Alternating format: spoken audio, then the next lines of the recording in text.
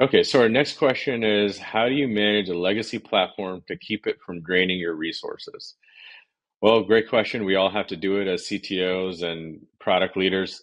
Very often, what's driving the demand and creating this need for resources is just bug fixing. You have this old platform, it's been around for a number of years, and you're fixing a slew of bugs. Maybe you have two, three, 400 bugs in the backlog, and you're constantly fixing them one after another. It seems like it never ends.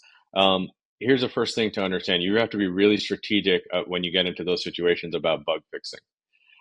You cannot just automatically, because of momentum and history and what your customer, kind of base expects, you can't just sit there and fix every single bug as it comes in or just one by one addressing all of them. That makes no business sense. Okay. So the truth is that in any very large backlog, something like 20 to 50% I've seen of bugs never need to actually be fixed. Maybe the customer has moved on. Maybe you released more features that they're much more interested in. Whatever the reasons are, almost half of all bug backlogs have bugs in them that don't actually need to be fixed.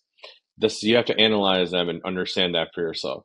The second thing is that there's always this ability that you have to defer the bug fixes. Okay, so you don't have to try to fix every single bug immediately. You can sit there and you can think of a plan where you fix some of the more important bugs, but you do them at an appropriate time, thereby freeing up resources to do your innovation work, new product work. Okay, and the third thing is that lots of bugs can be fixed, but in some kind of reduced scope kind of way. Okay, so you have this big bug that comes in, maybe it's got six parts to fixing it. Maybe you do two out of the six parts. You don't need to fix every nuance of that bug necessarily if you analyze the situation with the customer in the right way. Okay, so one of the keys to not letting your resources be drained with legacy platforms is really analyzing your bug backlog, being super strategic about it.